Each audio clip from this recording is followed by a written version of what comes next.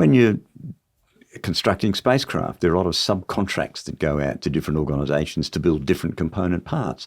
They're all then delivered to what they call the high bay, which is the factory where it's assembled. And you only get what you have requested, and you only request the components you need. Yep. So same in living things. But they're then assembled according to the design and the plan, the information. So there's a concept called irreducible complexity which comes into play here, and it's very important because it stands in the way of the Darwinian idea that you can assemble complex things by slight incremental steps over long periods of time. And the concept is like this. Imagine, and the classic example is the mousetrap. Mm-hmm. Now, a mousetrap consists of just a handful of component parts. But the thing is, you cannot remove any one of those component parts and still have an operating mousetrap. Right, yep. Right? It's been so refined in its design that every single part has a function. Mm-hmm. And if it's not fulfilling its function, if it's not there, then the mousetrap won't work. Mm-hmm. So before it's useful and can provide any benefit, you've got to have all the bits all assembled at once. Right, yep. Now, come back to what we talked about, the eye before, right? You need a lens, you need an iris, you need a retina, you need an optic nerve, you need a dedicated part of the brain to interpret the signals. Otherwise it's useless. And Otherwise it's useless, exactly. chucked off. So how does evolution account for a partly formed eye as it's on its way to evolving? Because it doesn't benefit the organism in any way. Yeah. The first thing that has to happen is the skull needs to get 2 holes in it. How's that going to help its survival? No. Right? Then you've got to fill it with some sort of material that becomes the basis of the eye. Then you've got to have a lens. And until it's all complete, it's useless.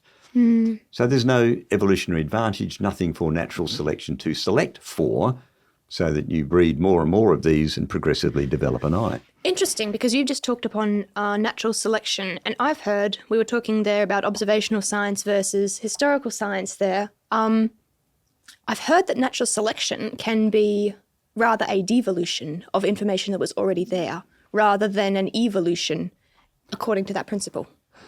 Yes, in the sense that natural selection, as its name suggests, selects from pre-existing genetic information. So there has to be information there. You can't build information from You've first. got to have pre-existing information, but then the next generation probably misses the bits that weren't selected. Mm-hmm. So it's genetically a downhill process. And that's observational. That's observational science. Yep. So you can look at all the variety of dogs, for instance, Yep. that there are. You've got hairy ones and short-haired ones. There's lack of genetic information in each of the so-called purebreds. They go down genetic cul-de-sacs or dead ends, if you will. They're not really purebreds at all. In fact, they're genetically deficient. Many of them have major problems. But if you really want a robust dog, you've got to go all the way back up or as far as you can into the Bitzer, which has got a whole variety of robust genetic information. It's likely, for instance, that all of the varieties of dogs we see today came from an original dog kind, probably wolf-like animals. So irreducible complexity, which is the fourth thing you're talking about, deals with this concept of there has to be information there first.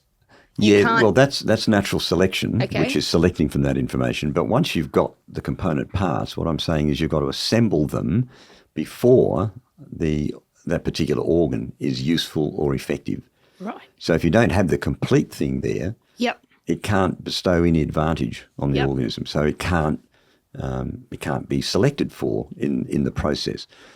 So how do they overcome this whole issue of irreducible complexity? Well, I've not ever heard any successful attempt. There have been attempts. Mm-hmm. Richard Dawkins is quite famous for saying, there are precursors. You look at an arch, the stonemason has built this beautiful arch. Mm-hmm. Well, of course, when he built it, it didn't all kind of, he didn't put the stones like that in place. There was a scaffold that was built, and then you build the arch over the scaffold, and then you take the scaffold away. Mm-hmm. So he said all you need in the evolutionary history is some sort of a scaffolding precursor, and then the scaffolding disappears because it's no longer needed, and you're left with an arch. Why would it develop if the scaffolding was already there? Well, A, that's one good question. And B, the other thing is, purposeful intent. True. Why did you build a scaffold? Well, I built the scaffold to build an arch. But now you've introduced purpose. You've introduced a mind. You've introduced intelligence. But you can't have that in the evolutionary story. Right. Natural selection is a directionless process. It can't decide. Natural selection can't think, I need to have an arch in here, so we need to select these so we can build this to get that. Yep. No, it doesn't happen that way. It's the purposeful intent again. Okay, yep. So there is no explanation for the irreducible complexity problem of assembling the component parts. So when you look at a living organism, you see evidence of extraordinary unlikely arrangement of things, like the Sir Fred Hoyle quote, all the blind people in the solar system getting the same solution when they're Rubik's Cubes all at once, and that's to get one protein. You have the presence of purposeful, intelligent information everywhere. You have optimal designs which make complex trade-offs between competing requirements and resources. And finally, you have the correct components correctly assembled. And all of those things are hallmarks of design.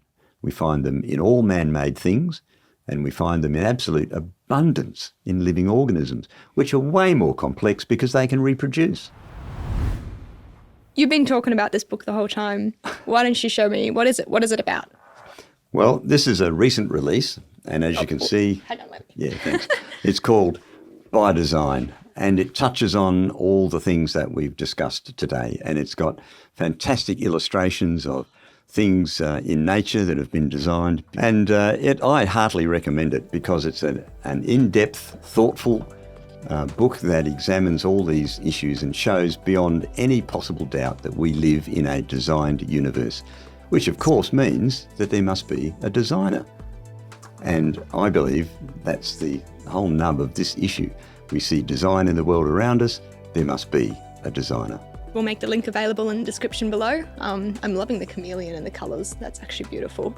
But yes, thank you very much, Mark. Appreciate your time. Thank you. This has been a pleasure.